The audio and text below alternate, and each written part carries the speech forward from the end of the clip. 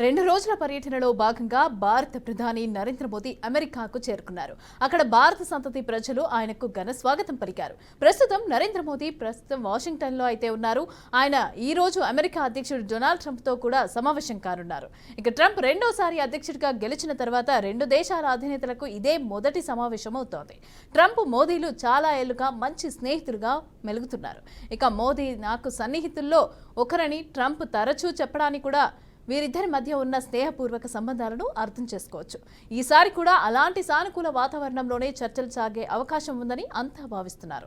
రెడ్డికి ఇదే అంశానికి సంబంధించి మరిన్ని డీటెయిల్స్ మా అవుట్పుట్ ఎడిటర్ వెంకట్ అందిస్తారు. వెంకట్.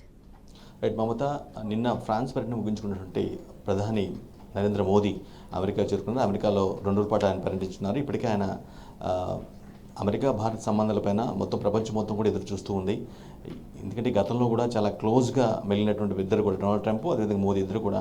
డొనాల్డ్ ట్రంప్ మొదటిసారి గెలిచిన తర్వాత కూడా మోదీతో చాలా సత్సంబంధాలు కొనసాగించారు. అంతేకాదు ఆయన ఇక్కడికి రావడం, ఈయన అక్కడికి రావడం, ఈ విధంగా కొన్ని కీలక రంగాలపై కూడా ఇద్దరు అంగీకారం తెలిపి ఒప్పందం గురించుకొని పరస్పరం సహకారంతో దేశాభివృద్ధి 2 దేశాల అభివృద్ధి జరగాలంటూ ఆయన అప్పుడు జరిగాయి. ఇప్పుడు నెక్స్ట్ రెండోసారి ట్రంప్ ప్రెసిడెంట్ అయిన తర్వాత మొదటిసారి మోదీ కలవబోతున్నారు. సో అందరూ కూడా ప్రపంచ దేశాలు ఏదైతే, ఎందుకంటే 2 కూడా చాలా పెద్ద దేశాలు, 2 కూడా ప్రజాస్వామ్యయుతంగా వ్యవహరించే దేశాల్లో ముందుగా ఉంటాయి కాబట్టి ఖచ్చితంగా వీరిద్దరి భేటీ కోసం అందరూ వెయిట్ చేస్తున్న పరిస్థితి కనిపిస్తుంది. ఇప్పటికే ఆయన ద్వైపాక్షిక సంబంధంలో భాగంగా అమెరికా చెందినటువంటి నేషనల్ ఇంటెలిజెన్స్ డైరెక్టర్ తులసి గబార్డ్తో భేటీ అవ్వడం జరిగింది. కొన్ని కీలక అంశాలు కూడా ప్రస్తావించారు. ఎందుకంటే తులసి గబార్డ్ అనే వ్యక్తి కూడా మన భారత మూలాల్లో ఉన్నటువంటి వ్యక్తి. సో ఆ మీటింగ్ కూడా చాలా సఫలీకృతమైందని చెప్పుకోవచ్చు. ఎందుకంటే కొన్ని కీలక అంశాల మీద ఇంటెలిజెన్స్ అంటే చాలా, ఎందుకంటే మనం ఏదైనా ఒక ఇన్ఫర్మేషన్ తీసుకోవాలన్నా సరే, త్వరగా రాబట్టాలన్నా సరే ఆ యొక్క వ్యవస్థ అనేది చాలా ముఖ్యంగా ఉంటుంది కాబట్టి అందులో భాగంగానే ఈ విధంగా తులసి గబార్డ్తో భేటీ అవడం జరిగింది. కొన్ని కీలక అంశాలు ప్రస్తావించారు. ఇక డొనాల్డ్ ట్రంప్తో ఎప్పుడు భేటీ కాబోతున్నారు ఏంటి, మేబీ ఈరోజు మన భారతీయ కాలమానం ప్రకారం నైట్ భేటీ అయ్యే అవకాశం ఉందని కూడా తెలుస్తుంది. విద్యుత్ శక్తి కావచ్చు, లేదా విద్యుత్తు, అదేవిధంగా ఇన్వెస్ట్మెంటు, ట్రేడింగు, డిఫెన్స్, ఈ విధంగా చాలా ఏదైతే కీలక రంగాలు ఉంటాయో వాటిపైన చర్చించే అవకాశం స్పష్టంగా కనిపిస్తుంది. విదేశీ విధానం కూడా ముఖ్యంగా, ఎందుకంటే ట్రంప్ వచ్చిన తర్వాత కొంచెం అక్కడ భారతీయులకి ఇక్కట్లు మొదలయ్యాయి. అంటే చాలా దేశాలు చెందినటువంటి జాతీయులు అమెరికాకు వచ్చినప్పుడు కూడా భారతీయులు కొంచెం ఎక్కువ పెద్ద మొత్తంలో ఉన్నారు. వారికి ఇక్కట్లు తప్పు, వెనక్కి రావాల్సిన అవసరం ఉంది, అంటే వెనక్కి పంపించేస్తున్నారని ఏదైతే బలమైన వాదనలు వినిపిస్తున్నాయో ఈ నేపథ్యంలో వీరిద్దరి భేటీ చాలా ప్రాధాన్యత సంతరించుకుంది. ఎటువంటి ఇమిగ్రేషన్ విధానంలో ఎటువంటి నిర్ణయం తీసుకుంటారు, ఏ విధంగా పరస్పర అంగీకారంతో ఎలాంటి సంతకాలు పెడతారు, ఆ గైడ్లైన్స్ ఏ విధంగా ఉంటాయి, ఆ నిబంధనలు ఏ విధంగా ఉంటాయి, ఇవన్నీ కూడా వీటిపైన అందరూ కూడా దృష్టి సారించారు.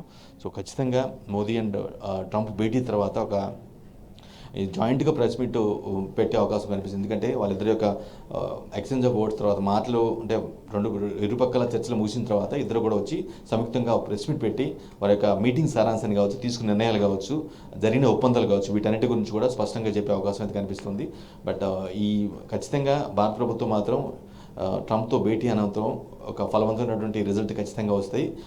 భారతీయులు ఇప్పుడు ప్రస్తుతం అక్కడ అక్రమ వలసదారులుగా కొంతమంది ఉన్నారు, వారిని ఫోర్స్ఫుల్గా పంపిస్తున్నారు. ఇటువంటి పరిస్థితులు ఉండవు. మేబీ కొంత ఇప్పుడు ప్రస్తుతం ఉన్న వాటికంటే కూడా బెటర్గా రిజల్ట్ వచ్చే అవకాశం అయితే కనిపిస్తుంది. దాని గురించి వెయిట్ చేసే పరిస్థితుంది. At the same time Donald Trump కూడా చాలాసార్లు మోదీ గురించి చాలా గొప్పగా చెప్పారు. చాలా దేశంలో, ప్రపంచంలోనే బలమైన వ్యక్తిగా, బలమైన నేతగా మోదీ ఉన్నారని, ఆయన రూలింగ్ చాలా బాగుంటుందని గతంలో కూడా ఆయన అప్రిషియేట్ చేయడం జరిగింది. 2020కి ముందు వరకు అఫ్కోర్స్ ఆ తర్వాత జరిగిన ఎన్నికలు ఆయన ఓడిపోవటం, దూరం అవటం, మళ్ళీ సెకండ్ టైం ఆయన గెలిచిన తర్వాత మళ్ళీ గెలవబోతున్నారు కాబట్టి వారి బాండింగ్ సేమ్ అదే కన్సిస్టెంట్గా కొనసాగుతుంది. ఒక పాజిటివ్ అట్మాస్ఫియర్తో పాజిటివ్ రిజల్ట్ బయటకు వచ్చే అవకాశం అయితే కనిపిస్తుంది Mamata. Right, thank you Venkat.